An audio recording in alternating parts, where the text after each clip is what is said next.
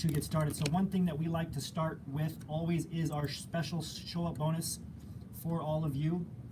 I'm going to share the screen here, and our show up bonus today, it's top 5 industry interview tips for PhDs. So these are 5 interview tips put into a quick start guide that you can download for free, and that will help you start to think about your interview and what you need to consider first and foremost before you even have a phone screen. So I'm going to show this on the screen here. This is your one and only chance to get this show up bonus. After the radio show, this show up bonus goes away, so make sure you get it. Again, it's top 5 industry interview tips for PhDs. Top 5 industry interview tips for PhDs. Where do you go to get this? We'll put the links in the chat box. If you're one of our members, we'll put it here in Zoom.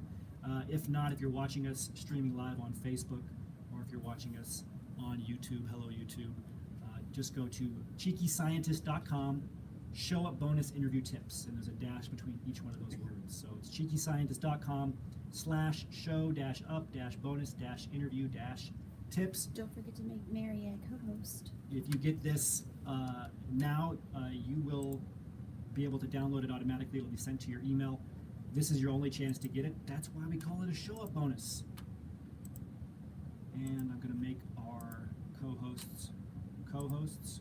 We have a lot of team members who will be joining us today, very special guests joining us today too. So make sure you get that show-up bonus. We put the link there for you, for all of you watching us on Facebook and our other social media sites.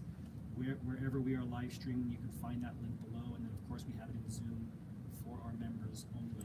So something I wanted to talk about today for our special expert job search tips section is this, the incorrect job search workflows. This is something that we talk about a lot because most people who are trying to get a job in industry, they focus only on strategies, and usually very superficial strategies. Maybe not even strategies, just some tactics. Like, oh, put this word on your LinkedIn profile. Oh, change your format of your resume like this, as if doing that tactic or strategy is going to get you hired. It's not, okay? You have to execute a lot of strategies, and you have to do so in the right sequence. This is something that a lot of us have a lot of experience with as PhDs, right? Maybe you're working in a lab, maybe you're a STEM PhD, maybe you're just putting together your thesis. There we go. Maybe you're just putting together your thesis. Either way, you have to lay out a plan. You have to put things in the right order, right? Your thesis has a specific order. A peer-reviewed scientific article has a specific order. You don't put the methodology section after the conclusions usually. You don't put the conclusions before the abstract or before the background, okay? Sequence matters. You know, if you're executing a protocol in a lab, or you're programming or writing a piece of code on the computer, sequence matters, right? You have to do things in the right order. But we don't think about this in our job search usually. We just think, oh, this is a great strategy, I'm going to go apply this to LinkedIn. Oh, this is another great strategy, I'm just going to keep that in my head if I ever get an interview. Oh, writing my resumes must be the most important thing to do because that's what I read from some article that was posted online in 1995. Right? We don't take sequence and protocol and the order in which we do things as seriously as we should for our job search, but you need to, okay?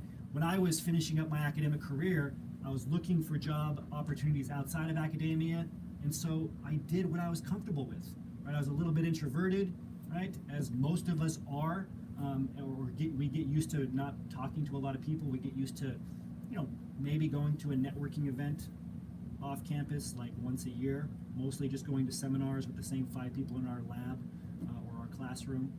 We get used to not speaking very much, not having a lot of conversations, not interacting with a lot of industry professionals, and we just do what we're comfortable with. We stay behind a computer, and we write. And the only thing that allows us to do this, or the thing that allows us to do this the most in our job search, is writing a resume. So that's what I did. I just wrote my resume, I rewrote it, I tweaked it. It looked like my academic CV, and then I just uploaded this online because it's something I could do by myself. It's something that kind of mimicked the peer review process for a scientific paper or a grant. It was, I write it, I submit it. If the third reviewer likes it, I'll get called in for an interview. But after 50 resumes, after uploading 100 resumes and not hearing anything back, I figured out something was wrong. But I kept doing it because it felt good. I would upload my resume, I'd get a dopamine hit, be like, oh, that feels great. I did something for my job search. Right now the ball's in their court. It's up to them to get back to me. I did everything that I could. So it was a way to almost relieve pressure from myself, a way to make myself feel good, or to kind of justify my position. Like, I did everything I could. I sent a resume this week. Okay, but the problem here is that you're doing things in the wrong sequence. You don't understand what your thresholds need to be for your job search, and that's really what this figure is about.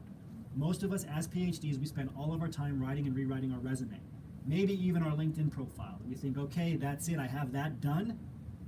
Now the recruiters and hiring managers are going to come to me. Wrong. Okay, that's the easiest part. Once you get your LinkedIn profile done, once you get your overall resume template complete, sure, you might have to tweak your resume, and you should for each individual position, but once the templates are done, once you have your LinkedIn profile done, you shouldn't be spending much time on it at all. Instead, you should be spending your time connecting, building your industry network, getting job referrals, setting up informational interviews. But as you can see here, most PhDs spend very little time doing this. Very little time, if any. I'm guessing you've been to maybe, at best, and we know this because we do a lot of in-person seminars, I always ask people, how many of you have been to an off-campus networking event in the last month? Usually 1 in a room of 50, 2 in a room of 100 people.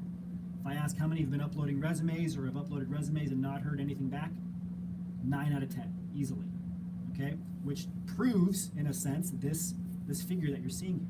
You need to flip this on its head, right? So this is what your actual job search should look like.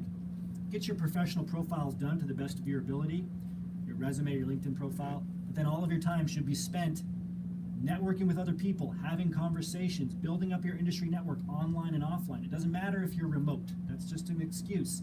It doesn't matter if you're not in a city where there's not a lot of events going on. That's just an excuse. Nowadays, you can join, like many of you are joining now, by webinar. You can watch live streams. You can reach out to people in chat boxes. You can reach out to people on LinkedIn. You can build up your network remotely, which is a huge advantage for PhDs because we can do the work. A lot of us are a little bit introverted. This kind of follow-up can be done mostly online.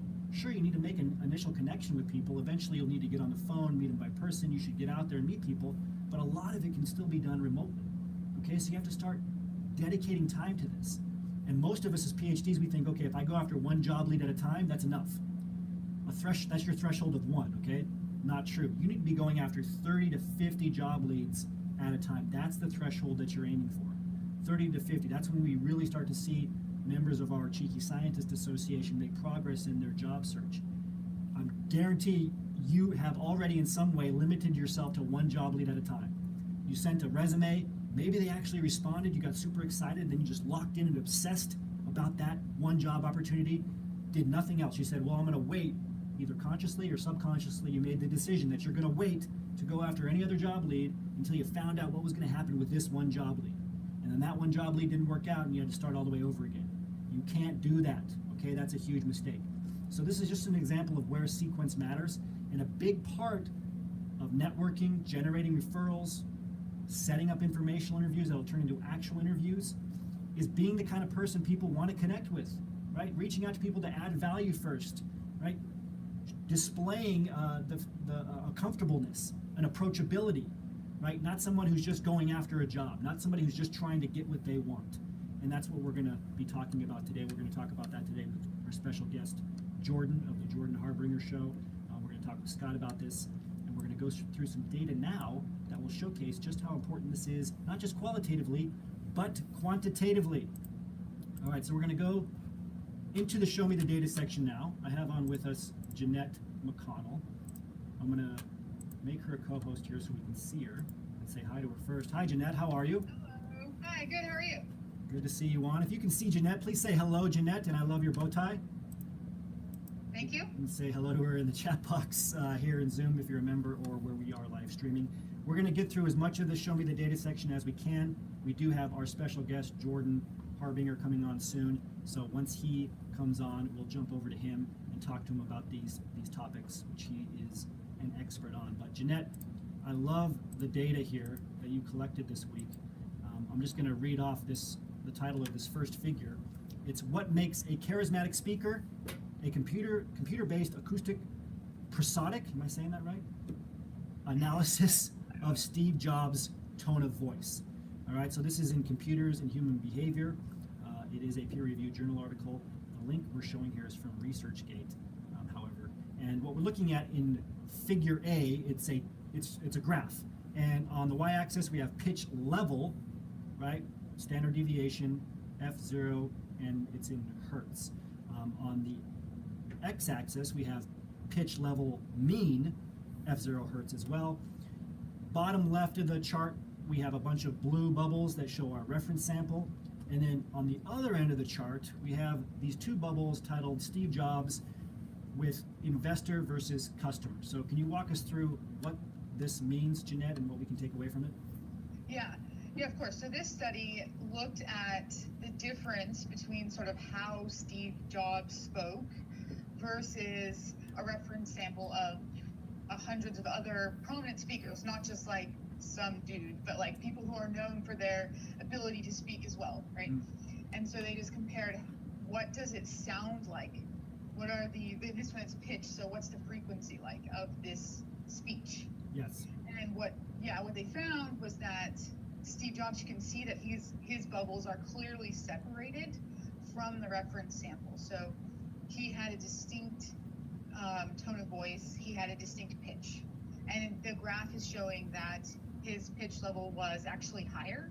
So his voice was higher than the majority of these speakers, which I think is kind of counterintuitive, right? Because a lot of times you think I need to like lower my voice to be like an authority, and that wasn't the case with him. His pitch level was quite high.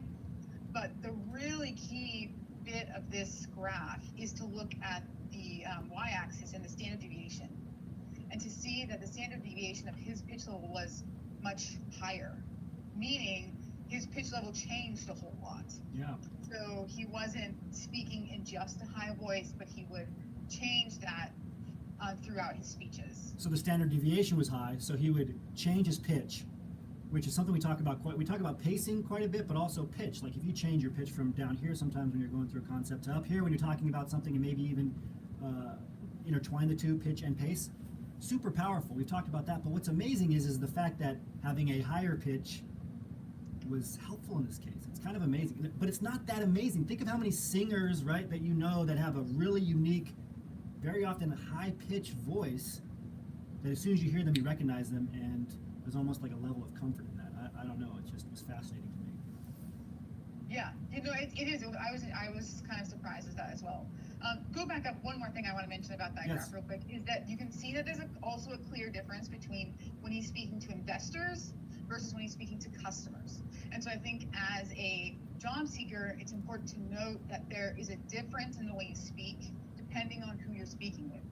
So in an interview, you're going to speak differently than when you're at a networking event, and it's important to recognize those distinctions, and take advantage of those different places and use them differently. Yeah, and what it looks like here is that the standard deviation was the same if he was talking to investors and customers, but he would talk with a even higher pitched voice when talking to customers. And it's amazing because I've read this before, that having a higher pitch can make you more approachable, but having a lower pitch makes you seem almost more credible, right? More authoritative, which is what most people focus on, but I think a lot of us forget about the approachability factor. And for PhDs, this is really important. You might think that just slowing yourself down and talking in one of the lower tones or pitches that you're used to talking to is the way to go. Not necessarily. And variability definitely matters, but here it looks like the data is saying, if you have a little bit of a higher pitch, it's not a weakness. So on this next chart here, we're looking at on the y-axis loudness level instead, standard deviation, and this is an intensity. And then on the x-axis, mean loudness level intensity in terms of just the level itself. So Steve Jobs is kind of in the center here. What does this mean? Yeah, so this one is interesting too. Again, you can see that Steve Jobs is very separate. And I think this is good to know because we know that he was a charismatic speaker, right? And so he's clearly separated himself from the field. Yes. So it's important to note that. I think that's number one. Yes. And then also, we look at the mean loudness level. You can see that he is not the quietest and he's not the loudest either.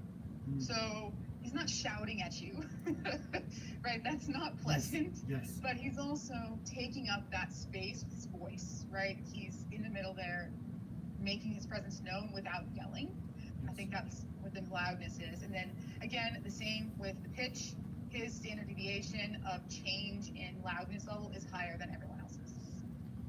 Yeah, so again, the variability really matters here. So varying how loud you are when you present comes across, and there's lots of studies. I mean, they have different charisma monitors at MIT, and there's been a lot of work on this to try to take what people have classified in the past as kind of an X factor and quantify it, saying no, it's really just being able to your mannerisms, the way you elevate your pitch, the way you change your pacing, the way you change your loudness. These are things that you can work on. I mean, it's right here. It's measurable. You can this is in decibels, right? So you can measure the intensity of your voice as you practice presenting and see, are you about at 50 decibels? Why is that so crazy? I don't think it is. See where you're at. If you're like at 110, like calm down. We've all had that person who's talked like in a classroom, whatever, and it's just like just loud, and they don't even realize it. And it's not their fault. It's just some people have a louder voice. Also, some people are very soft. They talk like this. I always think of Seinfeld's low talker, right? And they don't realize it, but it's something you can measure, and clearly it matters. Yeah, and I think it's being not monotonous, right? That's a good word I think to bring in right here. Is like this variability is the opposite of being monotonous. And I think that's the biggest thing. Like I always think of Ferris Bueller, right? The professor is like Bueller, very monotone. He's made a joke out of that, but it's so funny because it's true. When somebody talks in a monotone voice, you just lose engagement automatically. So great stuff. Really, really fun to dig into here. So the next figure, we're looking at CEO, charisma, compensation, and firm performance. This is in the Leadership Quarterly, and it's on semanticscholar.org. What we're looking at is a chart here with, on the x-axis, charisma, low and high, right? High, perceived market uncertainty, low, perceived market uncertainty. Those are the two different lines on the chart, right? So, and they're going up or down across on the y-axis, which is shareholder return. So basically, we're looking at how charisma affects shareholder return and really the success of the CEO here, right, Jeanette? Yes, and how charisma affects shareholder return depending on market uncertainty. Yes. Yeah. Exactly. So basically, the graph we'll start with the boring one. It found that when the market uncertainty is perceived as low, there was no difference in the shareholder return if the CEO was considered charismatic or not charismatic. It didn't make a clear difference. But when the market was perceived as having high uncertainty, the charisma of the CEO really increased shareholder return. So that meant that in these times of uncertainty, to me, this is what this means. In times of uncertainty, people are more willing to get behind someone who is charismatic, right? Absolutely. So, and you're seeing that reflected in the actual monetary shareholder return that they measured for these companies. Now, if you do dig into this paper, they found that this return, the graph clearly has there's no numbers on this graph, which is irritating to me, but they tell you about it in the paper, and it was a small increase actually. It was different, but it was small. But if you scroll down on the screen just a tiny little bit, they found that even though it was a small effect, it accounted for approximately $130 million worth of wealth creation in 1 year. Wow. Right? And it was this just by being more charismatic, and also that is reflected in the CEO's salary. So when a company does better, right, as a CEO, you get money back. Exactly. Right? You make money off that. And this is the perfect topic for Jordan, who we're going to bring on now. And first of all, thank you, Jeanette, very much. Please thank Jeanette in the chat box for her time. So what did we look at? We saw that your charisma actually matters. It gives other people confidence. It makes them more likely to come to you or to choose you even as a job candidate. There's a reason there's a confidence index that people follow for the economy.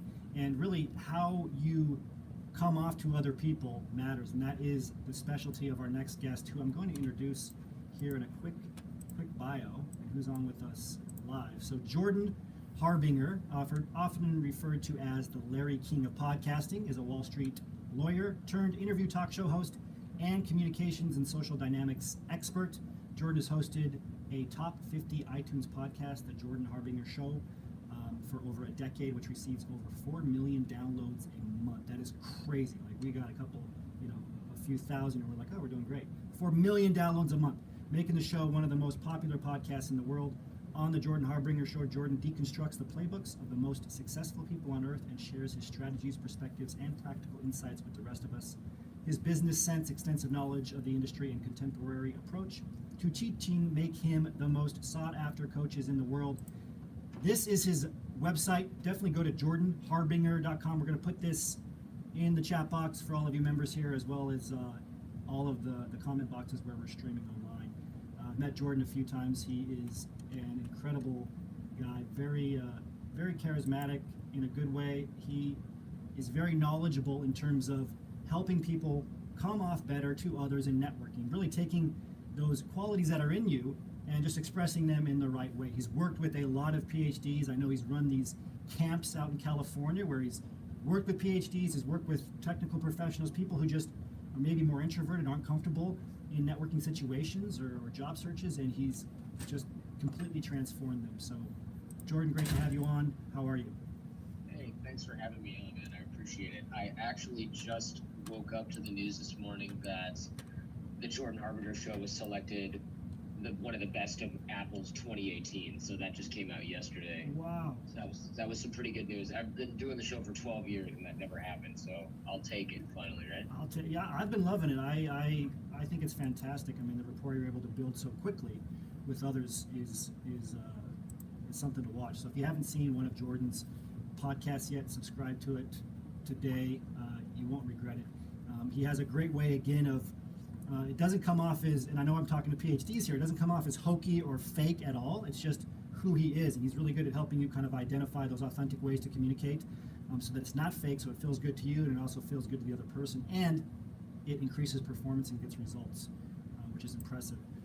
So you've worked with a lot of PhD types, Jordan. You've worked with people who are probably the most awkward people in the world, even beyond what we might think of as where I was when I was in graduate school. What are some of the biggest issues that you see that right away you're like, oh, they're just not doing this right, they're making this mistake, that's having them come off as awkward? Sure. So it's not just awkward. It's really primarily that a lot of people, especially high performers such as PhDs, tend to think, okay, I'll network later. Right now I've got a dissertation to do or a class to teach or some 8 billion projects to do while raising kids and having a family, half of you, right? Yes. So what we have is a bunch of people that have a million things to do that know how to do most of them. And then there's this whole, oh, by the way, you all have to network too. And so it gets pushed downwards towards the bottom of the priority list and that never happens. And then the problem that we run into is once people need those relationships that they did not build over the last 10, 20 years, that you publish a book or you go looking for a teaching position or some other type of project and you go, oh, shoot, I've been in the PhD bubble for 18 years or whatever it takes, Yes. whatever field you're in, or I know everyone in my department, in my university, and a couple of random people that I met at a conference once 5 years ago and never kept in touch with. So we have to dig the well before we're thirsty. And what that means is just what it sounds like. The best time to put a spare tire in the trunk of your car is before you get it flat. I think the Chinese proverb is the best time to plant a tree was 100 years ago, and the second best time is right now. There's a lot of different ways to say the same thing. And what that all comes down to is we love to procrastinate, and we're really good at rationalizing it, right? We're really good at going, hey, I know you say networking is important, but I don't see immediate ROI to it. Where I do see immediate ROI is making sure I've got my citations correct or making sure that I'm attending all these meetings with my advisory board or whatever. That stuff tends to pop up first. And so that becomes a problem that compounds over time because, like we said before, you wake up one day, realize you're in the bubble, and then go, oh no, I don't have relationships and it's time to leverage them. So one exercise I would say would befit everyone listening right now is, and what you can do after this is create a list of 10 to 15 people that you would call today if you got laid off or fired, or your business melted down, or you got everything around you evaporated and you needed to find maybe like a day job, so to speak, or you wanted to switch career fields? Make that list now. I call this layoff lifelines, because essentially we're imagining that we got laid off, whatever that means in your field. And we make that list of 10 to 12 to 15 people, and then reach out now while you don't have an agenda other than keeping in touch. And you can literally write to them or call them and say, hey, this is Jordan, and I've just done a terrible job of keeping in touch with people over the last 10 to 15 years, and I'm trying to remedy that. And you'll see some people react a little bit initially with suspicion, because they'll go, uh-oh, I haven't heard from Isaiah in like 5 years. Is he going to try to sell me Herbalife, or is he trying to convert me to Scientology? What's going on here?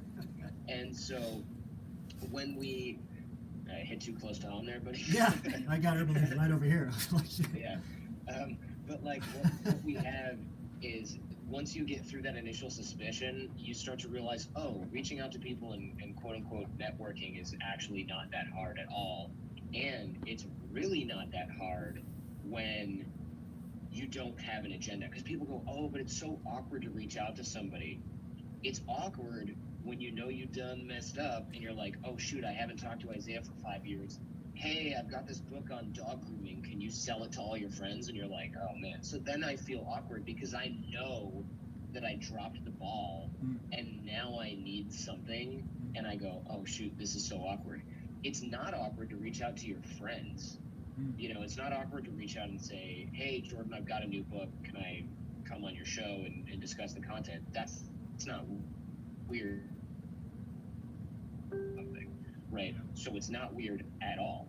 It's only weird if I know that I'm only reaching out because I need something, and I know that you know that, so then I know that I should be ashamed of myself, so then I feel that shame. That's why people think networking is awkward in many cases, not because it actually is, but because we've set ourselves up essentially to fail, or to make it as awkward as possible by not digging the well before we're thirsty. Does that make sense? It does. Now let's talk more about Scientology and how it's the way. No, I'm just kidding. So, great. Good idea. So you mentioned having an agenda. Now, most of the people that are watching here, they're in that place where they realize, I didn't plant this tree, 10 years ago, 100 years ago. I'm in desperation mode now. Like, everybody just got laid off. Grants are not being funded. I need a job yesterday. So if you find yourself in desperation mode, what are some things that you can do behaviorally to take a step back, to not have yourself come off as, with every interaction as having an agenda? Because people can, I think, see it a lot more than we realize. Like, they're just very in tune to if you're going to ask for something right away.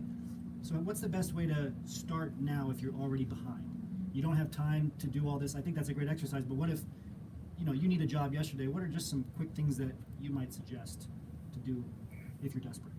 Sure. So the way to start this is, one, layoff lifelines is a great exercise to do this, but that's not a daily practice. That's something that you'll use to re-engage some relationships that you've let fall by the wayside and kick off the rust. But it's about consistency and daily practice. So one thing, pardon me, I've got a little frog in my throat today. Hopefully it's not super loud when I clear my throat. One of the daily practices that I do every day is I don't have a fancy name for it. It's called text re-engage. I'm open to ideas on what we call this. I like that.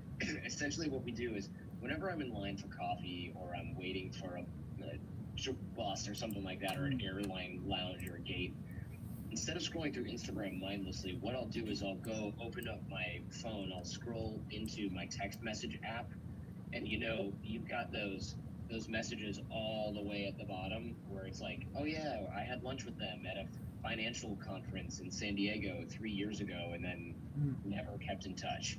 What I'll do is I'll find the people at the bottom of that text message list, because those are the sort of weaker and dormant ties, and I will reach out to those people. And it's sort of a script, but it's more of a structure, and the structure is important. Essentially, this will re-engage people, and you'll start conversations, but you have to do it the right way. First of all, you say hello, and you use their name. That way they know it's not some sort of mass text that you're sending to 85 different people, or it's not some software that you've got. And then you say, it's been a couple of years or several months or whatever since we met at, and ideally if you remember where you met them, you put that in there. If you don't worry about it. And you can say, it's been a while since we talked, if you don't know where you met. And then you can say, I'd love to hear the latest, what's going on with you. For me, and then just put like one line. For me, I'm doing my PhD, I'm still hanging out, studying in Germany, just got married, whatever it is. You throw that in there and you say, I'd love to hear the latest from you. I've been bad at keeping in touch and I'm going to remedy that. And then you say, no rush on the reply. Hope to hear from you soon. And then you sign your name. You got to sign your name, otherwise it's like new phone, who dis, or like worse, they're embarrassed that they don't remember you, or that because if I don't have your number saved, I can either say, oh my gosh, this is awkward, who is this? Or I can just ignore it and you'll never know that I didn't get the text, right? So we want to sign our name, that way I'm not putting them in the position to ignore it if they don't have my number in there. And so that gets us out of the hole. The other reason that we say no rush on the reply is because, going back to Herbalife and Scientology, when we hear from people from a long time ago, often we're suspicious of their motives. And when people are trying to sell you something, usually they build urgency. So they say something like, I've got a great opportunity, hit me back whenever you get a chance. And you're like, oh, whatever. But if you just like, hey, look, I realize everyone's busy, don't worry about it if you can't get back to me, then people go, well, actually, I am going to reply because you're probably not trying to sell anything. And this is a subconscious process. And it's worked really well. When I tested this, I was getting about 40% response rate. And then when I added, don't worry if you can't reply right away, it went up to like 60, 70%. And I realized that my theory is that people, once they know I'm not trying to sell them stuff, they're just much more likely to reply. And I do that. I re-engage maybe 4 or 5 people per day, depending on the day. I take the weekends off. So, you only do this Monday through Friday, and you only do this with, let's say, 5 people, which is 4 minutes of texting, if that. Yeah. You're getting 70% response rate. That ends up being somewhere in the neighborhood of 15 responses.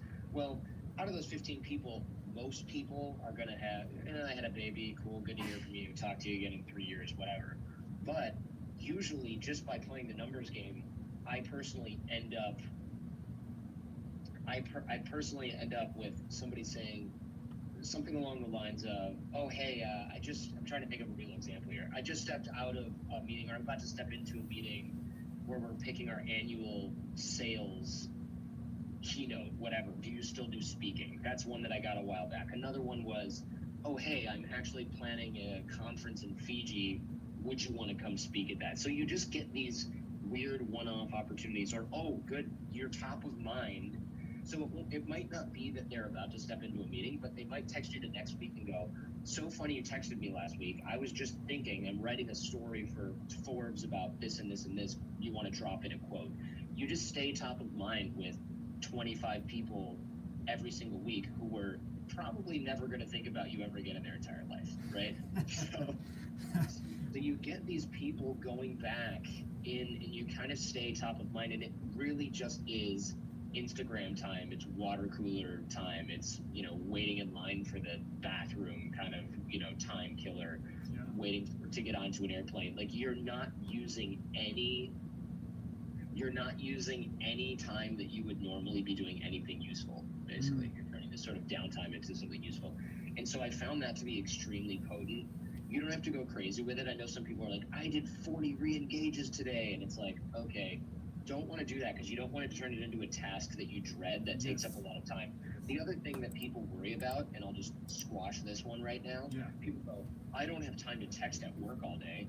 Don't worry. Calm down. You're probably going to text 5 people. 3 are going to respond, and it's going to go like you, them, and they're going to go, well, I got to go to work, and that's it. And it's not awkward, and it's totally fine. And that's our goal. We're just re-engaging weaker and dormant ties. We're not trying to be best friends with them. We're not trying to set up a lunch. It's just staying top of mind. And if they need something, if you find out that someone's like, yeah, I'm writing a book and I'm looking for an editor, know anyone? Then you take that opportunity to connect people inside your network. But otherwise, it's really, really low/zero obligation for both parties, including you. I love it. It's almost like he's a PhD, right? I think he understands the mindset very well. And what I want to remind you is we looked at that data a couple of weeks ago showing that weaker ties are very powerful for opportunities, often more powerful than your stronger ties. So don't think that following up with a dormant contact, turning into a weak tie is going to lead, it won't lead to something. It often does. In fact, it's the most likely. Exactly. I do have a question on the mindset. You touched on this a bit. So what about your own personal mindset as you're doing this? Because there's got to, let's be honest, there's got to be a part of you that's like, I really want this result. How do you step into the state of being more present so it's an authentic interaction and you're actually focused on building the relationship versus just getting what you want? How do you do that personally? So to clarify, you're asking how to foster a relationship versus just getting what you want? In your mind, like in your mindset, right? So you're reaching out. There is a purpose here to build your network because opportunities come from it. And I think a lot of us really shift into that gear of wanting to drive a result. How do you stay out of that mindset so you can come across as authentically wanting to build a relationship? Right. So that is a problem that people have is sometimes I'll get pushback on this. It's rare, but somebody will go, well, isn't this disingenuous? Because in the end, we always want something from these people. And the answer is actually we don't. What we're normally trying to do is we call this. Have you ever seen Glenn Ross with like ABC, always be closing? And it's like, get the money. That's a popular sales maxim is ABC, always be closing. Well, I prefer ABG, which is always be generous or always be giving. And what this means is that we want to help other people without the attachment of getting anything in return. And so if I connect with if I'm doing the text re-engage and 1 week somebody comes back to me and says, yeah, I've got a book coming out, but I need an editor because my other editor quit. And then I meet somebody else and they're editing, I go, oh, okay, I'm just going to connect these two people in my network. I'm not connecting them because one day I need free editing and one day I need free book writing. I'm not thinking about what's in it for me at all. All I'm trying to do is connect other people in my network to each other, and that is my value add. Because a lot of people go, I can't just, if I'm a graphic designer, I can't just give free graphics to everyone. You're not doing the legwork there. What you're doing is using your existing network nodes and tying them together, which makes this process really scalable. This isn't 5 hours of free work that you're going to do for everyone every day. This is, you could make 100 introductions a week and it probably wouldn't even dent your productivity time because it's just an email that goes to each party and then connects to each person. And some people go, well, I want to make a lot of introductions. By the time you're making dozens and dozens of introductions, you should just hire an assistant that can do this for you because your network is so expansive that you're probably seeing a lot of ROI from it. But with ABG or AB, always be giving instead of always be closing, this is something that is a little bit hard to explain because a lot of people are like, but then you secretly do want something. The answer to that is more or less yes, but it's not something specific and it doesn't have to come from those people. So if I make 100 networking connections and I'm just giving value first, I'm not keeping score and thinking like, oh, I'm going to get something from them, I can help 100 people. If 99 of them never help me back with anything, who cares? I banked a bunch of goodwill. I helped out a bunch of good people. They've got a bunch of stuff done. And then when you need something, you can sort of float that out to your network and you'll have people clamoring and climbing over each other to help you because they owe you one. And occasionally you'll find one person who goes, hey, that introduction you made 3 years ago resulted in a business. We would love to sponsor your show or have you fly out and speak, or we owe you big time. You find people where you introduce them to their new career, their significant other, their wife, whatever, husband. That's kind of a big deal. And it's a position of honor. And so when I actually had to restart my business from scratch earlier in 2018, I thought there's no way I'm going to be able to rebuild the Jordan Carpenter show quickly. It took me 11 years to build up my initial show. I built the Jordan Carpenter show bigger than the old show in 10 months because I reached out to all these people that I had been helping or that I'd known over the last 11 years. And I said, hey guys, I'm in trouble. What can you do? And it was just like a deluge of, I'm mailing this out to my list. I'm putting this on social. I'm connecting you with guests. I'm going to make sure that you show up in search results. I had people work on my website for free. I had people doing SEO for free because I didn't know what to do and I had no funding. I just couldn't have purchased that amount of goodwill if I had $10 million. I wouldn't have been able to do it. because I had to build it slowly, and that's why digging the well is so important. You don't ever think you're gonna be thirsty. You always think, well, I'll be fine, because you always sort of have been. But having a great network and relationship set is the best insurance that you can't ever purchase. It's not for sale. You have to make. Fantastic. How are you on time, Jordan? I'm good. Yeah, I'm good. I was wondering how my connection is because I am in a hotel, which is why there's this bright light behind me. But No, you're good. It paused like once or twice, but we're great here. This is fantastic. Everybody's doing great. So, do we have time for a Vino to come on the show and ask Jordan a question? She's a big fan. Yeah, let's bring her on. Cool. Mary, you want to pop her on here? And then Jordan, while we bring her on, if you can be think about your like most lost cause case that you've worked with in person. Somebody doesn't even know how to handshake. I'm just curious, like if we're, especially in person, if we're taking somebody from ground zero, what are some things that you can do to help them identify where they're actually at in terms of social awareness and rapport, and then how to improve that? That's something we face quite a bit here. Sure. Yeah. That's. Do you want me to answer that now, or do you want me to? We'll come back to that. Let me see, Mary. Are we able Okay. to bring Vino on? And, Yep, she's on. oh, she is on. Oh, she's over here. Sorry. That's a cool name, Vino. Let's Hi see. guys. Oh, there we go. Hi there. Hello. Good. Hi Isaiah, Mary, and everyone. Hi, Vino. Thanks for coming on live. How are you? So you've seen Jordan's show? I have, yes. I'm a massive fan. That's great. I'm staying up. It's like way past midnight just so that I can catch you, Jordan. I appreciate that. I'm glad I was able to come on. I didn't originally know where I was going to be, so I'm really glad we were able to make this happen. Yeah. Thank you, Vino. So Sure, what? me too. We're ready for you. What's your question? Yeah, sure, Jordan. So my question is, like I do practice meditation and, I try and be mindful as much as possible. But, sometimes when you are in a situation where it is high pressure, you're meeting maybe someone who you truly respect, for example, and you get flustered, you get intimidated. How, for me, like I just do something silly, and and I start giggling a lot, which I think I'm doing it right now. No, it's okay. So how do you sort of maintain that professionalism and try and get your point across without looking like a complete doofus? So I think that's a great question, I think the reason that people feel self-conscious when they start to get the giggles or feel a little bit of anxiety or what do we call it? Is starstruck the term? But it seems a little grandiose when you're talking about certain, Like a fangirl.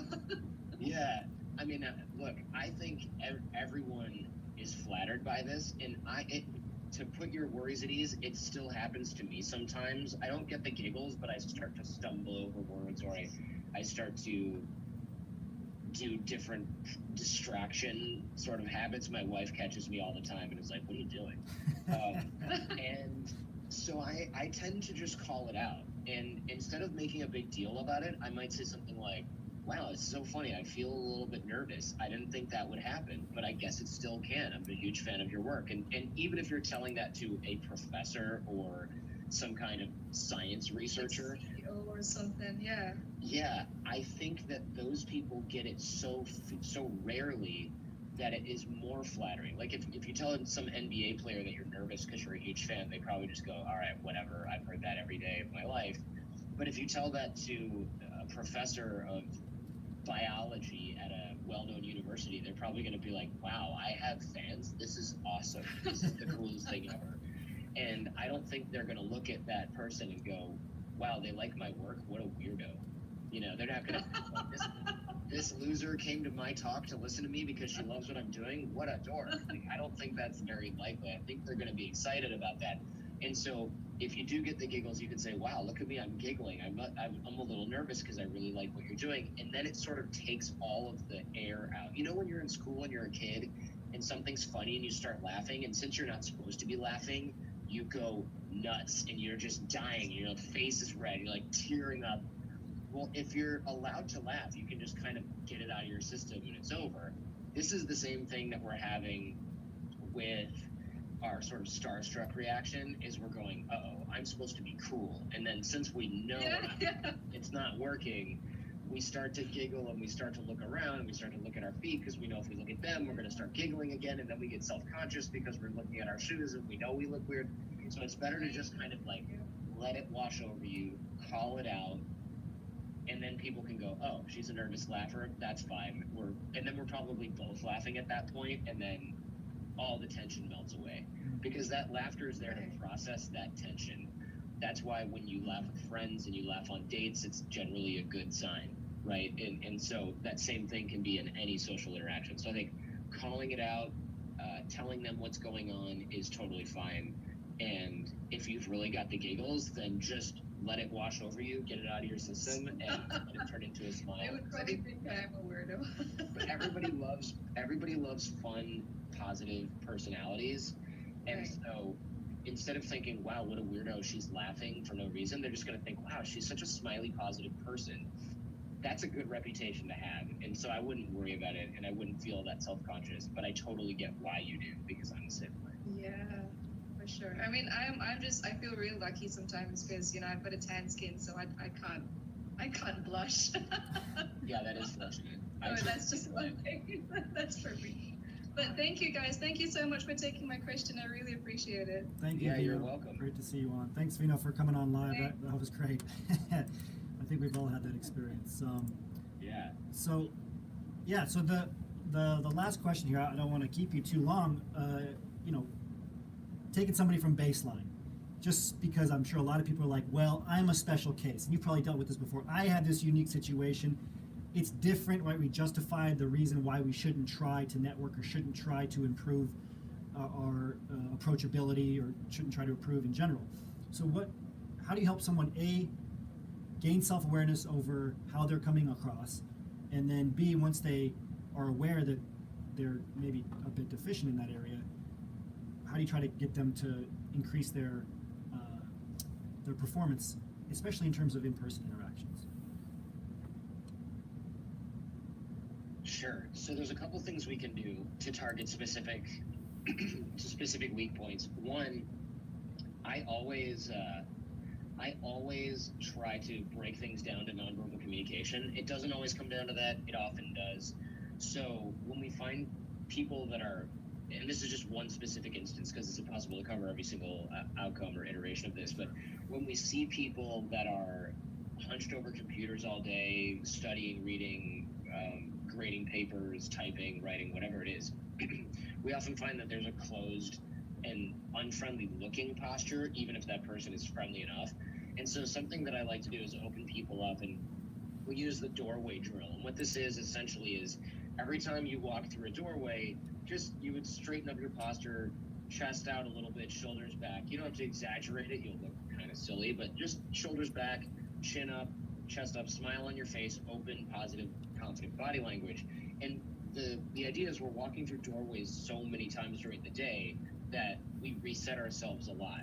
And I know what's going to happen is as soon as people hear this, they're going to go through one door and do it and go, that's cool. And then they're going to walk through 500 more doors in the next week and not do it one single time. So what I recommend people do is grab those little Post-it notes that usually aren't worth the paper they're used for because they're too tiny, the bright yellow or pink or green ones, stick them up on the door frame at eye level. And what that'll do is that'll interrupt your autopilot response. So when you're walking through your office door, your bathroom door, your bedroom door, your front door, whatever it is in your house or office, you go, what's that Post-it note? Oh, right, I'm supposed to straighten up and reset my posture. You don't have to write anything on it.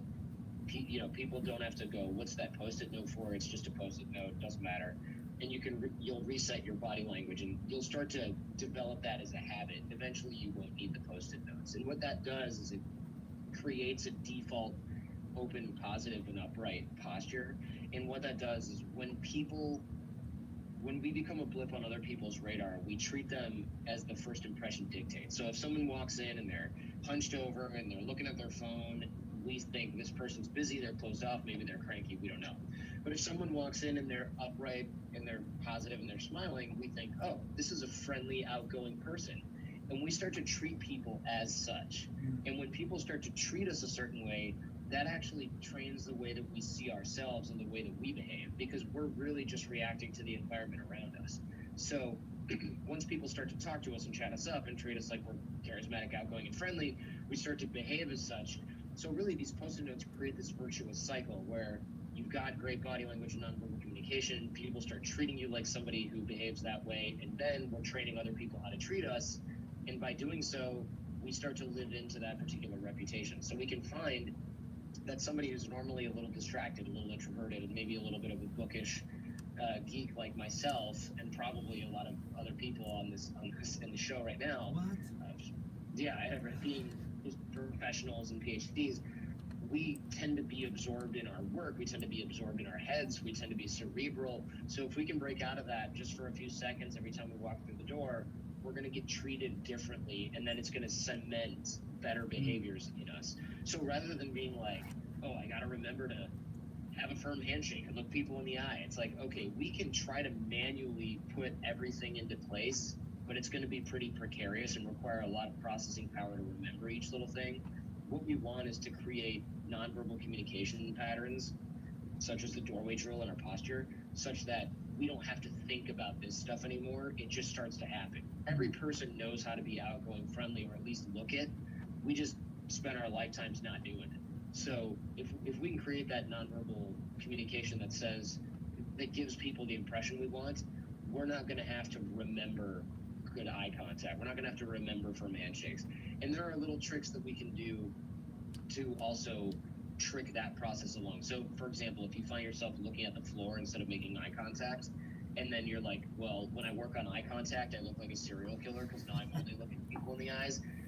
We can find that balance by noticing people's eye color, and that's just long enough, and then we could look away and do whatever we want. So if I just look at yours and I'm like, oh, Isaiah's got blue eyes, the cashier has green eyes, that woman has brown eyes, I'm now making enough eye contact where I'm not avoiding them, but I'm not making so much eye contact that they're like, wow, this person, I don't want to see this person in a parking structure, right? So like we can just sort of use little tricks like that to make enough of a solid impression that people treat us in the way that they would treat somebody who's social and outgoing, and then the rest tends to fall into place. Fantastic. I mean, those are some of the best behavioral advice tips that I've received, and I think, we've had body language people on. We haven't talked to probably as many body language experts as you have, but one thing that has been lacking, I think, is okay, what do I do to turn it into a habit? Not like, focus on a handshake, focus on this. But those are great tips, and I think it's something all of you can. I mean, think about how many times you walk through the door to your lab, right? You walk through the door to the computer room or the classroom. Great tips. Please do me a favor and thank Jordan profusely in the chat box here, and as well as on every comment box wherever you're seeing us stream live to. This was a fantastic interview, and I really appreciate you making time, Jordan. Thank you. I want to make sure that we can get people to where you want them most. Was it your website or iTunes, or what do you think? Sure. So if people listen to podcasts, I have the Jordan Harbinger Show, and I'd love to have some other fans of that as well.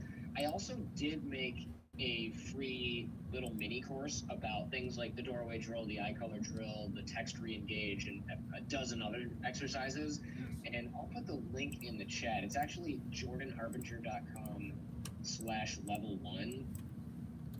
Jordan Harbinger, I don't think there's a hyphen, but I should make that redirect. Yeah, you can just type level 1, and it should redirect to this sort of free class that we've got here. Oh, this is great. This has videos of how you do the doorway drill, and videos of how you do the text re-engage, and the script in case people were like, wait, what did he say on that thing? It's all in level 1. This is great. You know what I always like to do? I'm going to give you the link to the actual checkout page too. It's free. I highly recommend this. I didn't know Jordan did these classes until, it was like last January, and I thought it was fantastic. It's something we've always thought about doing, but it's just not in our wheelhouse, and Jordan's been doing it for years with PhDs, academics, people who have the same problems that we talk about frequently and who want to get the same kind of results, like a job, right, or build up their industry network because, like Jordan said, I know people in my lab, that's it. Highly recommend this. And make sure, even right now, go just on your phone, go to your podcast app, look up the Jordan Harbinger Show and just subscribe. His guests are fantastic, and like you said, top Apple podcast at this point, 4 million downloads. Don't miss out there. Thank you, Jordan, for your time. Great to see you again. Yeah. Great conversation. Thanks for having me on. I appreciate it. Bye, everyone, and be well. Take care. Thank you. So if you haven't yet, please do me a favor and thank Jordan in the chat box. Thank him on in the comment box if you're watching us on YouTube or Facebook. Really grateful to have him on. And yeah, it was great strategies. I love when we can get those super practical strategies that we can start applying automatically, but also strategies on how to change our mindset. And a lot of it goes back to the data that we were sharing on what will make you more approachable, more charismatic, but without having to overthink it, without doing it in a way where you come across like you're just trying to get something. And I think, you know, two things that really stuck out to me is if you can at least get on board with the fact that good networking is a value exchange, not that you're just trying to get something, right? Like Jordan said, like, oh, but I'm really trying to get something, but that you're exchanging value, which means you have to add value, and you should always be the one to add value first, whether it means introducing other people, etc. Add value first. There will be a value exchange, and if you approach it from that perspective instead of I just need to get this result, it's going to put you in a better mindset so that you can build those relationships for the relationships themselves. And I love the image that I had in my head at the end when he talked about our body language. You know, a lot of us, we are, especially if you work in a lab, you're programming on the computer, right? Whether whatever kind of STEM background you have, or even non-STEM, as a PhD, you're spending a lot of time over a book, over a computer, maybe pipetting. That's the image that I got, is like hunched over pipetting like this, right, very carefully. If you walked around like this, how are you going to come across to other people? Not good. But we do, we slowly start to roll our shoulders forward more and more.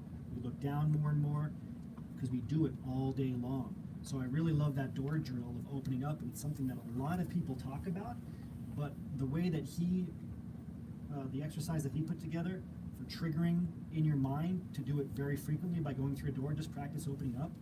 It'll make all of those other things fall into place. It'll help your shoulders fall back. It'll help you stand up straight. It'll help you just be more open because your psychology will mimic your physiology.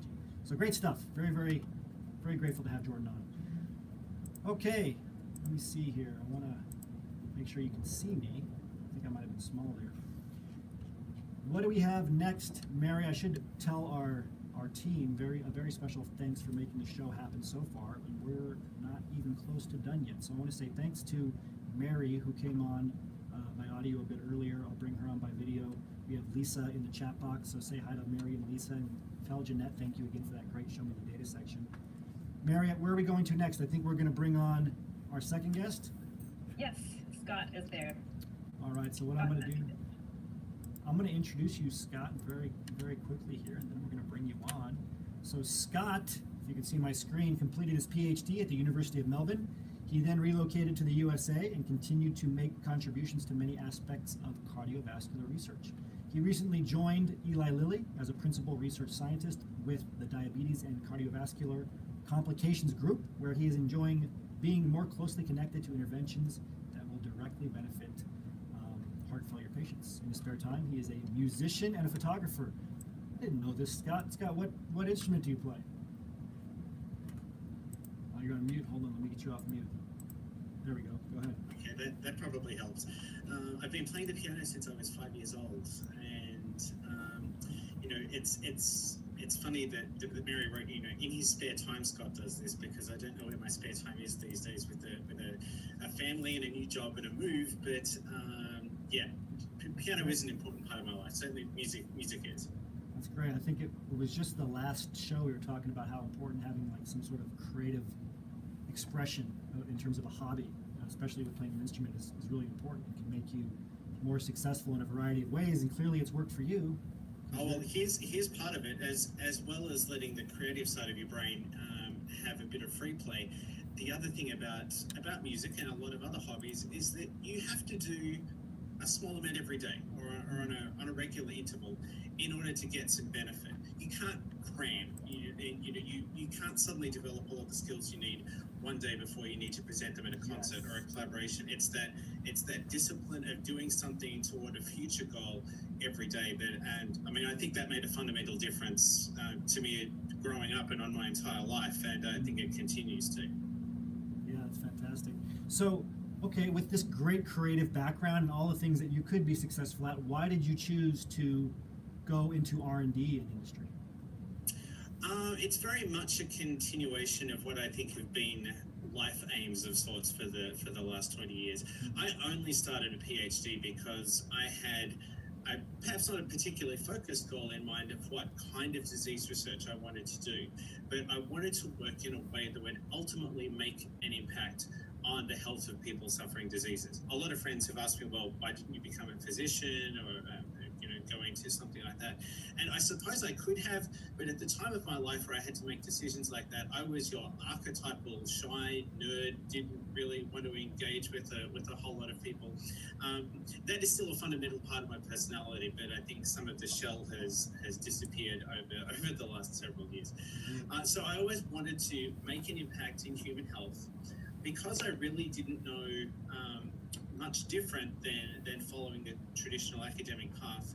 And you must remember, growing up and going to school in Australia, there is not an R&D industry of sorts there. It's too small a country and too small an environment to support most of that. So I went along a traditional academic path. I was encouraged to postdoc in the US, which I did, in order to take advantage of the greater infrastructure here and the greater number of opportunities. It took a while going down that path before I realized that I wasn't really having the kind of impact on health research that I might have wanted to. And I certainly began to realize that within the academic system, unless you're quite far up the pyramid, it can be very difficult to be terribly influential. And it's not that I had a personality need that I had to run the whole show or figure everything out, but I did want to be doing something that I felt was impactful. Even though I eventually acquired a junior faculty position and had the opportunity to run my own lab for a while, that grind of convincing a relatively small group of your peers at the NIH that what you are doing is important really got to me. And I think the other thing that got to me was a lot of very well-meaning advice from people who had been successful in the system saying, you're just going to have to focus on something very small at the start. You're going to have to play by everybody's rules. You're going to have to do what you have to do in order to get your grants funded. And then once you've achieved some sort of level of seniority, then you can go off and do what you wanted. And I think as soon as that advice started percolating through, I thought, I got to get the hell out of here. This is not compatible with my aims. So I've now been with Lily for 3 and a little bit months, a reasonably short amount of time. And yet I can tell you that every day I am sitting in rooms of really smart, really hardworking, dedicated people who are all trying to get to that same goal of improving human health without having to fuss about, will the study section like my grant proposal? Or did I use this word or that word or this phrase in my discussion that's going to captivate their attention? I mean, all of that sort of nonsense has been blown away. And I feel like I'm getting on with the job in a way that I simply haven't for most of my professional life. That's fantastic and very, very inspiring. Very inspiring. I think for a lot of you who are thinking, sometimes you get to a dark place in your job search and you have to go back to why you are doing this. This is why. So you can, in a sense, reach your full potential. Be unleashed, I think.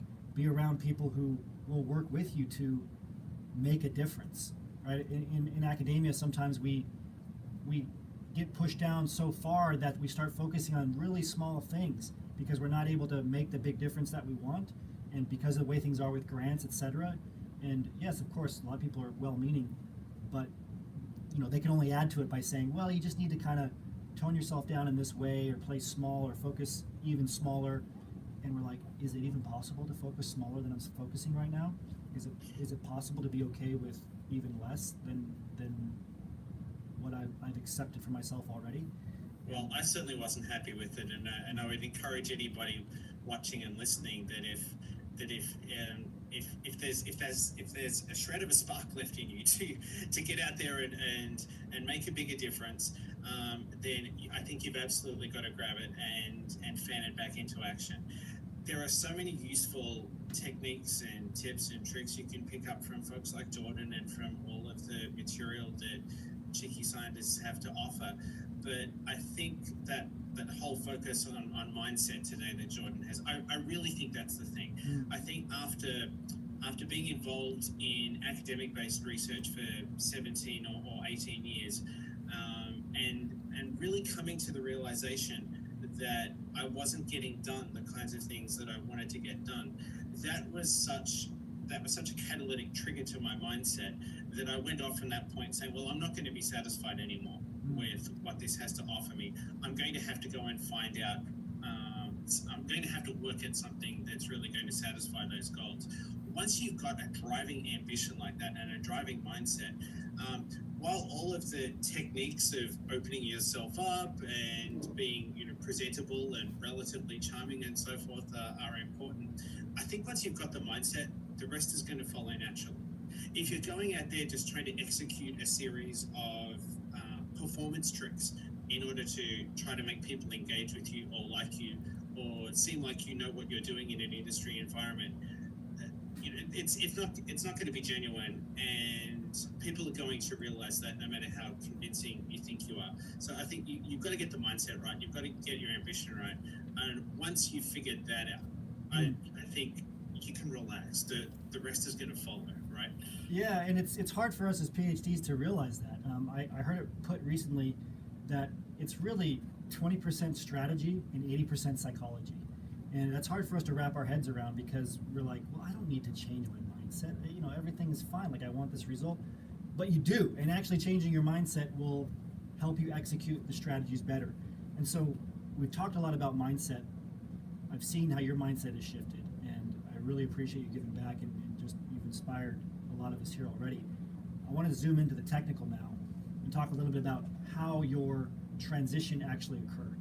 So what were some of the key points that you can remember, whether it was a specific contact that you made, a specific job referral interview question, something that stood out to you as a defining moment during your transition to Lilly that helped you get the job? Yeah, so this might sound like an unconventional way to have a contact or a network in, but actually, I think my real entry pass into the application process here and knowing people at a deeper level came through my PI, came through my academic PI, because I had not been afraid to let him know that I wasn't satisfied with where things were at, and I thought my future lay outside the walls of the university. And we hear horror stories about PIs who take vengeful action upon people who do this kind of thing. Well, this wasn't the case, and I hope that's relatively speaking a minority of cases. So he actually consults a lot with the group at Lilly that I'm now working with, and he came back to me after one meeting and said, hey, I was just speaking with these folks. They're interested in expanding their department. I think someone with your skills might fit in there very well. Here are their details. Why don't you write to them, introduce yourself a bit? And, that's really where everything went from there. Take home message. Once you've decided that you don't want to be an academic researcher anymore and you would like to make the move toward R&D in industry, don't be afraid to let everybody in your network know. And I've certainly spoken to a few folks who kind of keep it to themselves as a big secret, saying, I don't want my academic collaborators to know. They'll think poorly of me. There'll be this and this and this consequence. I think if you do that, especially considering that few of us have planted the tree 100 years ago that we were referring to earlier, a lot of your network is going to be your academic collaborators and colleagues, and I don't think they're all of a sudden going to disown you when they hear from you that you might like to work in industry. Everyone knows that the funding situation, at least in the US, is really tough. Everyone understands that academia is sort of an accidental pyramid scheme, that even though it was never designed to take advantage of I'm going to jump in. Genius, they do. So go ahead and broadcast. No, I think that is, in a sense, good advice. I think context matters. So number one, everyone unfortunately doesn't know that quite yet, and I think it's difficult. Many of you have reached out to us personally. You're going through very tough situations. It is more than rare that you might be in a tough situation in academia with a PI. I do think context does matter, and I didn't ask this question, so maybe help us understand, how long were you in academia for, Scott? So when did you come out where, you weren't transitioning as a PhD student or broadcasting that? Maybe you can help us understand how long were you in academia and at what point did you decide to No, transition? you're right. Context is huge. I mean, I had been, it adds up to nearly 17 years, 17 to 18 years. So I was not a newly graduated student. Neither was I on my first postdoc. And I think having the confidence to do something such as I've done now, right back then, that would have been a completely different ballgame. And I name no names, but I can think of at least one PI who would have taken that very poorly. So yeah, context is very important in this. There are ways and means of sort of avoiding the vengeful PI, but nonetheless, well, let's moderate my previous comment and say, go out and tell everybody your ambitions. Go out and tell as many people as you can safely in a way that's not going to jeopardize your position or make life really miserable. But don't be afraid of your decision once you've taken it, and then the consequences will play out from there. Yeah, exactly. And I think, be confident in who you are and what you want.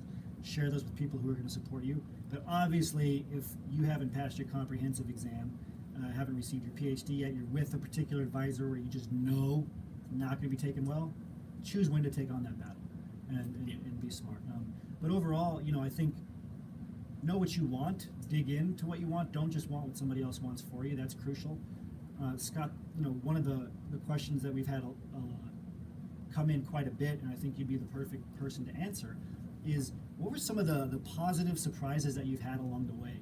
Maybe with onboarding with Lily, maybe during the interview process, maybe what life has been like afterwards. Can you speak to those a bit?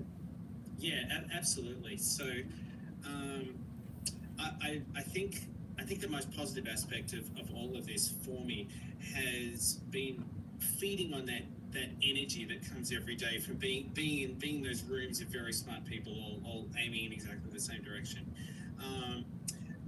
I think it's common in academia that we build a kind of defensive system around ourselves, because if we go to present our work, if we go to try to publish our work, if we write a grant application, we're just waiting for people to nitpick. So we set up defenses against the negatives, and you think, okay, how am I going to answer that? How am I going to answer that? How am I going to answer that? The whole process of interviewing here for the position, not to mention my daily work and the material I present, the mindset is very much, what are the positives in here? How can we best use the information you're bringing to us? How can we best use some of your existing skills and incorporate them into our company? And basically, how can we make everything better? Now, part of Lily's motto, there are many mottos around the place, but one of Eli Lilly's mottos was, take what you find here and make it better and better. And I can say that in the interviewing process, in my daily interactions with people, not only in my department, but really in the wider company, there seems to be a company that absolutely lives that motto. So I've gone from sort of having to run around slightly on eggshells every day thinking, all right, which smart ass in the room is going to make a negative comment about this or this or this, and I'm going to have to defend myself or convince them of something. It's a much different environment. Okay, you've got a good idea. How can we build on it? How can we make it better? And that is amazing. Yeah, that's fantastic. And I think you should all know that is out there for you. As a PhD, you can have that. We talk about being able to do meaningful work, being able to be treated well, being able to show up motivated in more of a positive, open environment. That's there, and it's important to hear that from others such as Scott, who are working in industry at a great company now. So Scott, I wanted to ask you too, what is different? The last question here: what's different between working at the bench in industry versus academia? Like in terms of, what are robotics doing that you were doing in academia, as an example? Or how much time do you spend getting to think strategically and strategize versus what you were doing more tactically and on the ground or pipetting or whatever before? Can you speak to those differences just a bit? Yeah, dude, I wish I had a robot. Where's my robot? Give me my robot. Robotics. So far, all of the bench work that I've done here, I've had to do myself. But that's a good thing. At the level that I'm at, I'm expected to read a lot, think a lot, strategize, come up with new directions, figure out how a whole business plan is going to work. However, I have willingly, I've in fact begged my director a couple of times to let me go and do experiment X and Y at the bench to get me out of the office for a day or two, and he has been very kindly allowed me to do that. I think compared to academic research, I think what you'll find here is that every experiment is planned and monitored to a much deeper extent than you might be used to. Now, some people I think find that a little bit micromanaging or a little bit restrictive, but really in the company environment, no one wants to pay money for you just to do an experiment on a whim, just because you've read one paper and you think it's a good idea.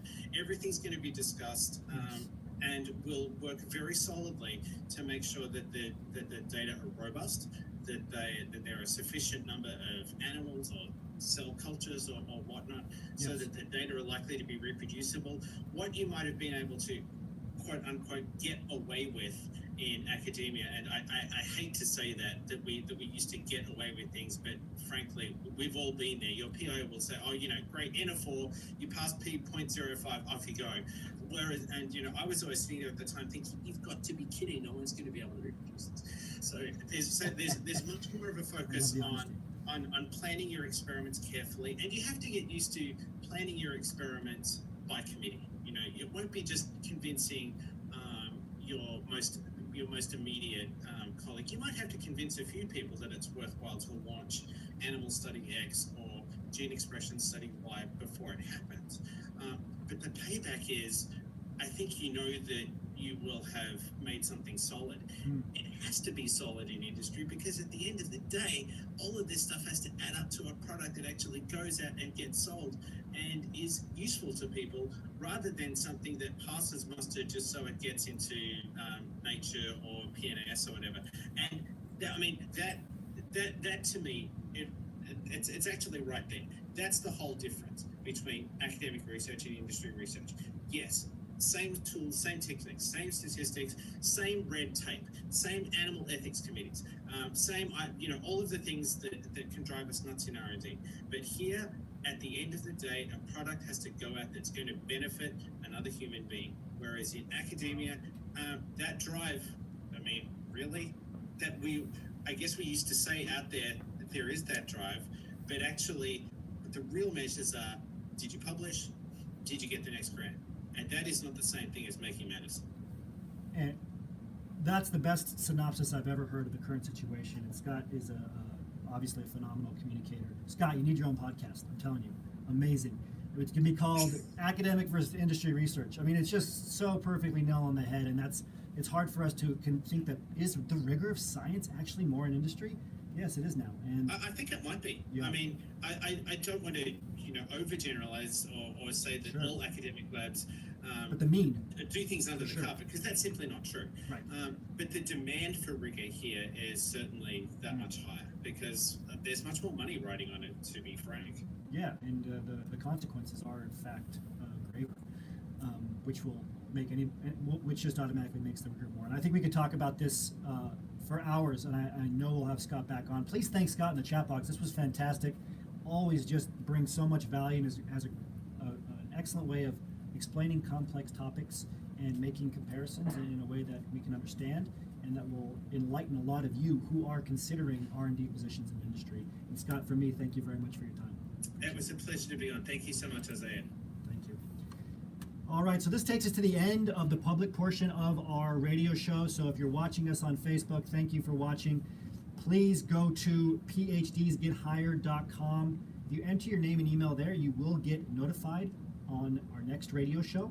You'll also get all of our free materials, including our complete resume guide, our resume template, and things that will help you either get your first or next industry job, or take your current industry job to the next level. Again, it's great to have you. If you go to phdsgethired.com, that's the best place to sign up to get all of our free job search materials and to get notified when the highlights from this radio show come out. And again, you'll be notified of all future radio shows. So thank you for watching on Facebook.